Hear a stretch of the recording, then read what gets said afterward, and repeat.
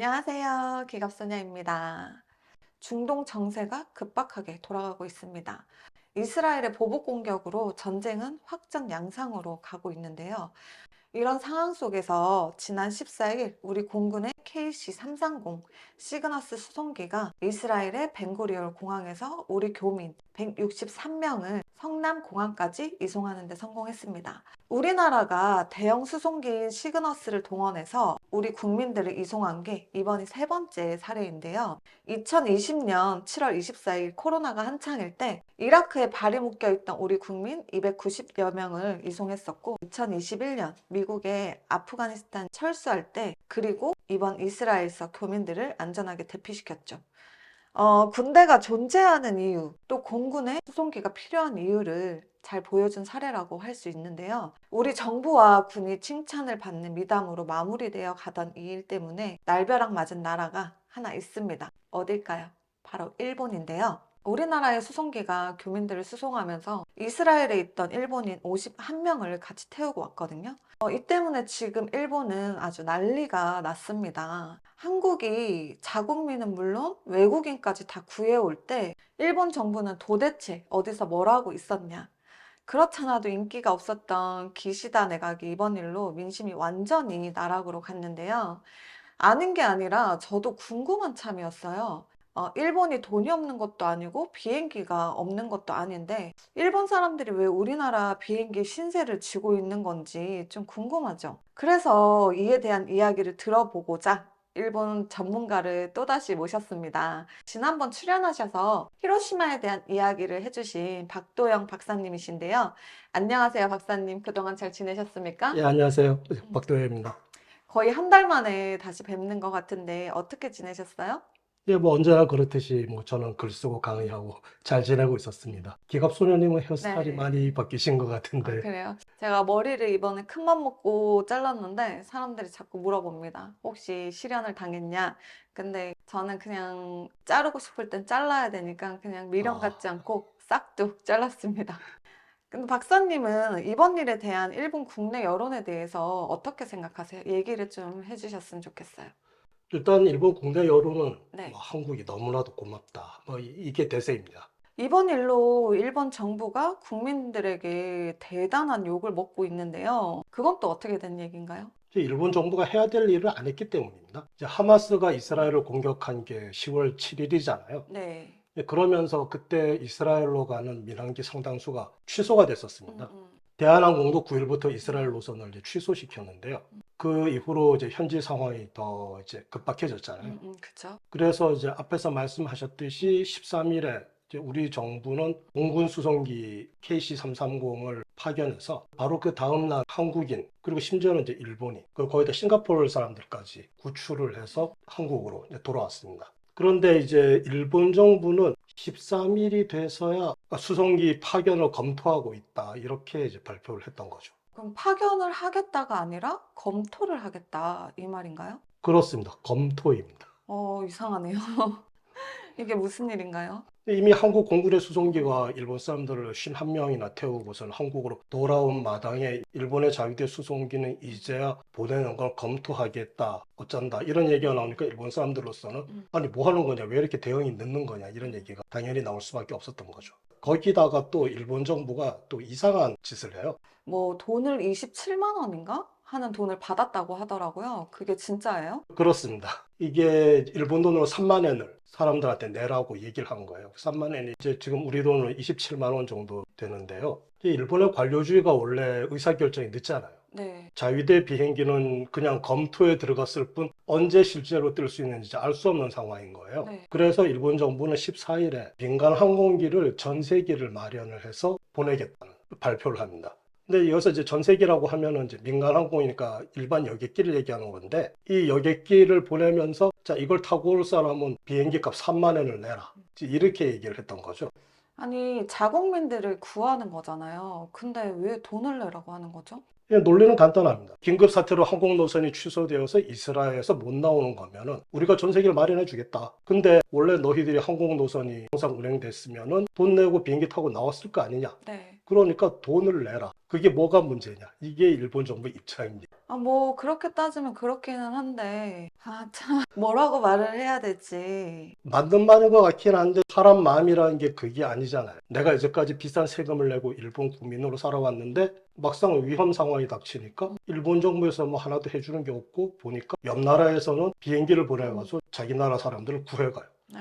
심지어는 일본 사람까지 구해갑니다. 그런데 뒤늦게 일본 정부가 비행기를 보낸다면서 타고 싶으면 돈 내라 이런 얘기를 하니까 쉽게 말해서 빈정상하는 겁니다. 그쵸. 일본 국민으로서 진짜 시계 현타가 왔겠는데요. 일단 한국 비행기가 일본 사람들까지 실어가는 마당에 일본 정부는 아무것도 안 하는구나 싶어서 1차 현타가 왔고요. 그쵸. 근데 뒤늦게 비행기를 보내면서 돈까지 내라 그러니까 이제 2차 현타가 오는 거죠. 그런데 그 현타는 여기서 끝나지 않습니다. 이것만 해도 충분히 치사하고 매정한데, 거기에 또 뭐가 또 있어요? 이 전세기가 이스라엘에서 일본까지 가는 비행기가 아니에요.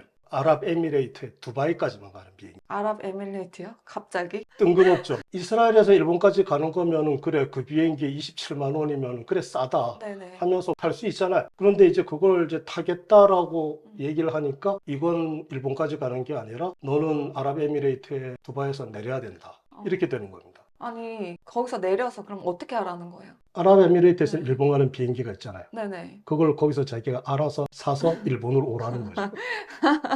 이번에도 논리는 네. 그겁니다. 이스라엘을 빠져나오는 비행기가 없어서 너희들 곤란한 거 아니냐. 네네. 그럼 거기서만 빼내주면 되겠네. 네. 옛다. 아랍에미레이트. 그래서 결국 그 전 세계는 8명밖에 안 탔습니다. 네. 이스라엘에 체류하고 있는 일본이 1000명 정도라고 그러거든요. 네. 그런데 여기서 51명이나 한국 비행기를 타고 나왔는데 막상 일본 정부가 보낸 비행기에는 8명밖에 안 탄 거예요. 이게 뭔가 좀 잘못된 거죠. 그쵸, 그쵸. 이거를 진짜 뭐라고 해야 될지 참. 그러니까 이제 위급한 순간이 닥치면은 국가가 나를 보호해 준다. 사실 외국에 사는 사람들은 이제 그런 기분을 느끼고 싶고 정말 아무리 작은 거라도 그런 걸 느꼈을 때 내가 한국 사람이다. 내가 일본 사람이다. 이런 거에 대한 어떤 뭐 보람을 느낄 수가 있는데 그런 기분은 고사하고 뭔가 버려지는 것 같고 네네. 뭐 박대받는 것 같고 그쵸. 이러니까 이제 와 신발 뭐 이러는 겁니다. 아, 되게 점잖으신 줄 알았는데, 신발이라뇨. 아니 뭐 이제 신발이면 이제 점잖은 네. 축이고요. 네. 이 그거보다 뭐 더한 소리를 하고 싶은 게 지금 이제 일본 아. 사람들의 그럴 것 심정이에요. 같아요, 진짜. 심지어는 거기다가 이제 비교 대상이 있잖아요. 네. 한국 비행기가 한국 사람만 싣고 갔다 해도 지금 부러울 지경인데 뭐 일본 사람까지 다 실어 갑니다. 그 돈도 안 받아요. 공짜로 다 데려가요. 근데 일본 정부는 뒤늦게 나타나가지고 돈 내라. 네. 뭐 이러니까 그러면 자위대 수송기는 어떻게 되었나요? 일본 정부가 이걸 검토하겠다라고 네. 얘기한 지 사흘이 지나 16일에 출발을 했습니다. 아, 그래도 뭐 가기는 갔네요. 가기는 갔는데 그냥 갔을 뿐이 그건 또 무슨 말씀이시죠? 이스라엘로 간 게 아니라 네. 지부티로 갔습니다. 지부티요? 이번엔 또 지부티인가요? 일본 정부의 발표에 따르면은 이스라엘에서의 자국민 대피를 대비해서 음. 자위대 수송기는 지부티에서 음. 대기한다라는 게 발표였습니다. 대기? 근데 왜 하필 지부티인가요? 지부티에 자위대 네. 해외 거점이 있어요. 아, 그 아덴만 아시죠? 소말리아 네, 해적들 네, 네, 나오는데 네. 해적들에 대응하기 위해서 거기에 기지가 있는데 자위대가 지금 거기를 쓰고 있어요. 이제 문제는 이제 네. 지부티가 이스라엘에서 2,400km나 떨어져 있다는 겁니다. 서울에서 도쿄까지 거리가 대충 1,100km거든요. 네. 그 거리에 거의 2배 정도 떨어진 곳에 있는 거예요. 그러면 이스라엘에서 무슨 비상사태라도 터지면은 또 한 발 늦게 되잖아요. 그건 이제 기갑소년이면 그렇게 생각하실 수가 있는데 일본 네. 정부는 다른 거죠. 일본에서 이스라엘이 9,000km인데 지부티에서 이스라엘이 2,400km다. 아. 그러면 뭐 우리는 충분히 아. 코앞까지 가서 가까운 곳에서 대기하고 있다 이렇게 아. 말할 수 있는 거죠. 게다가 이제 우리나라는 시그너스를 보냈잖아요. 네. 이게 수송기이면서 공중급유기지만은 원래는 이제 여객기인 에어버스 A330을 베이스로 해서 만들어진 거거든요. 그래서 여기에 좌석만 붙이면은 이게 여객기로 또 바뀌어요. 그래서 이코노미 좌석이랑 별반 다르지가 않습니다. 그렇죠. 뉴스 영상을 보니까 부사관들이 승무원 역할을 하고 기내식도 막 나오고 그러던데. 이스라엘에서 우리나라까지 오는데 12시간 정도 걸리는데 음. 뭐 그 정도 비행 시간을 생각하면은 음. 사람을 태운다면은 이제 이런 비행기가 가는 게 당연한 겁니다. 음. 그런데 일본 자위대는 어떤 비행기를 보냈냐면은 네. C2 수송기라는 걸 보냈어요. 음. 이 큰 비행기고 사람을 태울 수 있는 기체이기는 한데 내부를 보면은 이렇게 생겼습니다. 저런 좌석에 12시간씩 앉아 있으면 진짜 허리가 나가겠는데요. 일본 사람들이 이미 우리나라 비행기의 내부를 봤잖아요. 네. 그런데 이제 자위대 C2 수송기를 보면 어떤 생각이 들겠어요? 비교가 엄청 되겠죠? 그렇죠. 뭐 한국인들은 여객기처럼 편안하게 오는데 우리들은 그냥 그렇죠. 화물칸에 짐짝처럼 실려서 음. 오겠구나. 딱 그런 이제 생각이 들게 되는 건데 그래서 일본에서 이제 이런 여론도 있었습니다. 비행기를 보낼 거면은 C2가 아니라 정부 전용기인 보잉 777을 보내야 되는 거 아니냐. 이런 얘기가 나왔어요. 이제 왜 이런 얘기가 나오냐면은 2018년에 일본 정부가 전용기로 쓰던 보잉 747을 매각하거든요. 네. 그리고서는 777을 새로 구입한다고 그랬는데 이것 때문에 이렇게 일본에서 말이 많았었습니다. 747이면 아주 오래된 비행기니까 이건 좀 슬슬 교체할 때가 되지 않았나요? 그렇습니다. 그 일본 정부가 쓰고 있던 747이 1992년에 도입한 기체거든요. 네. 뭐 오래되긴 했어요. 그런데 이걸 매각하는 과정에서 약간 문제가 있었던 거예요. 두 대를 전부 다 팔았는데 이제 우리 돈으로 50억 정도를 받고 중고 리사이클 업자, 중고 가게에다가 그냥 비행기를 넘긴 거예요. 그때 이제 사람들이 야 이거 비행기를 그렇게 큰 거를 한 대 50억 원에 파는 건 너무 싸게 파는 거 아니냐 이런 지적이 있었는데 일본 정부는 아니다 이게 제 값이다 하고 팔았는데 2년 후에 이제 웃지 못할 사건이 일어납니다. 미국의 중고 항공기 매매 사이트가 있어요. 거기에 이 비행기가 매물로 딱 올라온 거예요. 그런데 가격이 378억 원으로 올라왔습니다. 네. 그러니까 뭐 정비가 엄청 잘 돼 있고 옛날 비행기지만 네. 일본 정부가 쓰던 거라 굉장히 깨끗한 비행기다 이러면서 378억 가격이 딱 붙어서 나온 거예요. 네. 그러니까 일본 사람들이 이게 뭐냐 네. 도대체 비행기를 얼마나 헐값에 팔아 넘긴 거냐 이런 뭐 지적이 나왔습니다. 이 비행기 매각을 담당한 게 방위성이었는데 왜 이렇게 헐값에 팔았냐 했더니까 빨리 팔려고 해외는 입찰을 안 하고 국내 업자들한테만 서둘러서 입찰을 했다. 네. 이렇게 얘기를 하는 거예요. 사람들은 아니 왜 그렇게 서둘러서 팔아야 되냐 그렇게 지금 777이 필요한 상황이냐 그랬더니까 일본 정부가 말을 한 게 기존의 747은 사람이 150명 정도밖에 못 한다. 네. 그런데 요즘 이제 세계도 뒤숭숭하고 외국에 나가 있는 일본 사람도 많은데 만약 그 사람들한테 문제가 생기면 그 사람들 구해야 되지 않느냐. 근데 150석은 모자란다. 777 300명 정도 태울 수 있으니까 그런 용도를 대비해서라도 비행기를 바꿔야 된다라는 게 핑계 중에 하나였어요. 그래서 그 비행기로 뭐 결국 국민들을 구하는 데 쓰기는 썼나요? 일본 사람들이 더 열받았던 게 이제 이것 때문입니다. 외국에서 비상사태가 생겼을 때 일본 정부가 재빠르게 비행기를 보내서 일본 사람들 구한 예가 뭐 별로 없거든요. 진짜요? 2021년에 아프가니스탄이 카불이 함락됐을 때 네. 우리나라가 미라클 작전이라는 걸 펼쳤잖아요. 근데 일본도 사실 그때 자위대 수송기를 보냈었어요. 그때도 우리나라보다 하루 늦게 비행기를 보냈는데 우리는 이제 일정을 다 비밀로 한 채 은밀하게 작전을 펼쳐가지고 공항에서 교민들하고 아프가니스탄 협력자들까지 다 구해오는 성공했는데 그 다음날 일본 비행기가 도착해서 일본 사람들을 구해갈 예정이었는데 공항에 도착해 보니까 일본 사람이 단 한 명도 없는 거예요. 단 한 명도요? 그럼 또 왜 그렇게 된 거죠? 일단 일본 정부가 자위대 파견 매뉴얼대로 일을 처리하느라고 일이 늦어졌습니다. 일본이 패전국이다 보니까 자위대를 해외로 파견하려면 뭐 굉장히 복잡한 법하고 절차가 있거든요. 제약도 많고. 네. 이제 거기에 보면 자위대 수송기를 외국에 착륙시키려면 그 나라로부터 허락을 받아야 된다. 이런 규정이 있는데 당시 아프가니스탄은 이제 정부가 붕괴된 상황이었어요. 네. 그러니까 허락을 받을 데가 없잖아요. 여기서 일본 정부가 융통성을 발휘해야 되는데 허락을 받아야 된다. 그런데 허락을 받을 데가 없다. 그럼 우리는 비행기를 띄울 수 없다. 뭐 이런 걸로 시간을 보낸 거예요. 당사국의 정부가 사라졌으면 허가를 받아야 하는 조항을 따르지 않아도 되는 거 아닌가요? 이제 우리들 상식으로 그럴 것 같지만 일본은 또 매뉴얼에 나르잖아요. 매뉴얼에 나와 있는 대로 해야만 일이 진행이 되는 나라인데 어디에다 연락을 해야 되는지를 가지고 우왕좌왕하는데 시간을 보내고 그리고 또 그 자국민 구출하러 나가는 작전에는 반드시 장갑차를 갖고 가야 된다는 뭐 그런 규정이 있나 봐요. 그런데 당시 그 카불 공항은 미군이 치안을 담당하고 있었기 때문에 장갑차까지 가져갈 필요가 없었거든요. 네. 근데 이 장갑차를 꺼내와서 비행기에 실어야 되네 어쩌네 뭐 또 뭐 이런 절차를 하느라고 더 늦어졌다는 얘기가 있습니다. 그렇게 해서 시간을 허비한 다음에 자위대 수송기가 도착을 해보니까 와 있기로 한 일본 사람이 단 한 명도 없는 거예요. 당시 아프가니스탄에 일본인들이 얼마나 살고 있었던 거죠? 500에서 600명 정도의 일본 사람들이 당시 살고 있었는데 나중에 하는 얘기로는 이 사람들의 원래 계획은 일단 카불 시내의 어떤 모처에 모여가지고 27대의 버스를 나눠 타고 공항으로 가겠다는 게 이제 원래 계획이었다고 합니다. 문제는 자위대가 하루 늦게 오는 바람에 그 직전에 공항 근처에서 폭탄 테러가 일어나요. 그래가지고 시내에서 공항으로 들어가는 게 굉장히 어려워진 상황입니다. 그리고 일본 정부가 이 자신들이 뭐 치적을 자랑하느라고 군용기를 파견했다는 걸 대대적으로 선전을 했어요. 그러다 보니까 일본 비행기가 카불 공항으로 온다, 일본 사람들이 공항까지 이동한다, 이런 동선이 탈레반한테 노출되는 거잖아요. 그러니까 이제 일본 사람들이 무서운 거예요. 전쟁터 같은 시내를 뚫고서는 공항까지 가지를 못하겠는 겁니다.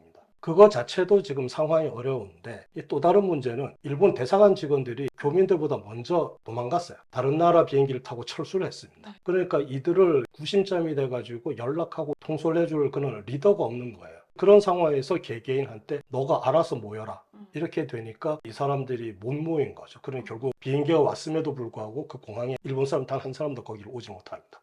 그럼 결국은 자위대가 하루 늦게 도착해가지고 한 명도 못 구했다는 말씀이잖아요. 그렇죠. 그 하루의 결정이 늦어가지고 군용기를 4대나 보냈음에도 불구하고 단 한 명도 못 싣고 왔습니다. 그럼 그 이후에도 또 비슷한 사례가 있긴 했었나요? 그 올해 4월 아프리카 수단에서 또 비슷한 일이 있었는데요. 이 수단에서 군벌 간의 내전이 일어났습니다. 4월에. 우리나라에서도 이것 때문에 교민들을 대피시키는 작전이 있었는데 그때 상황이 굉장히 어려웠어요. 수단으로 들어가는 것도 어렵고, 그래서 우리나라는 사우디아라비아랑 아랍에미리트의 협조를 받아가지고 교민들을 육로로 포트 수단 국제공항까지 이동을 시켜서 거기서 이제 공군 수송기가 교민들을 구출해가지고 밖으로 나온 그런 작전이 있었는데, 이때 우리나라 일본 사람들을 또 같이 태우고 왔어요. 아, 그럼 우리나라가 일본인들을 그때도 구했다는 말씀이신데, 그럼 그때도 일본 정부의 대응이 별로였다는 건가요? 이 언제나 그렇듯 이제 한 발 늦는 거죠. 우리나라가 하루 먼저 도착하고 또 일본은 또 그 다음 날에 도착하고 그랬습니다. 우리나라가 4월 24일에 교민들을 구출해냈고, 일본 자위대는 사실 비행기 자체는 일찍 보냈어요. 4월 21일에 파견을 결정을 했는데 이때도 지부티로 가 있었습니다. 네. 지부티에 가 있다가 4월 25일이 됐어야 수단으로 비행기가 날아간 거예요. 그때는 이제 45명을 싣고 돌아오는 데는 성공을 합니다. 오, 이번엔 성공하네요. 근데 자위대는 언제나 시간이 걸리네요. 앞에도 말씀드렸듯이 아무래도 이 자유대는 여러 가지 법적 제약이 많아가지고 외국으로 나가는 게 이제 복잡한 건 사실입니다. 그래서 그걸 빌미로 헌법을 개정하자, 이런 얘기가 이제 일본에서 나오긴 하거든요. 네. 근데 이 문제를 더 복잡하게 만드는 건 그런 법규도 법규지만은 이제 경직된 사고방식을 가진 일본의 관료 사회예요. 매뉴얼에 너무 목을 매는 건 아닌가요? 이 매뉴얼이라는 게 원칙이 지켜진다는 장점이 있지만은 네. 이 융통성이 없다는 문제가 있거든요. 그렇죠. 또 일본 사회가 지금 매뉴얼에 목을 매는 가장 큰 이유가 어느 누구 하나 책임을 지기 싫다, 나는 책임을 지기 싫다라는 그런 사회 분위기도 또 한몫을 하고 있습니다. 아, 그러니까 매뉴얼에 써져 있는 대로만 하면 그 누구의 책임도 아니다. 뭐 그렇죠. 이런 말이네요. 매뉴얼에 써져 있는 대로 했는데 뭔가 네. 잘못됐다. 네. 그러면은 그거는 뭐 한 사람의 책임이 아니에요. 근데 거기서 한 발자국에다 벗어나서 문제가 생기면은 이건 누가 책임을 져야 되거든요. 그 일을 뭐 자기가 떠안기가 싫은 거예요.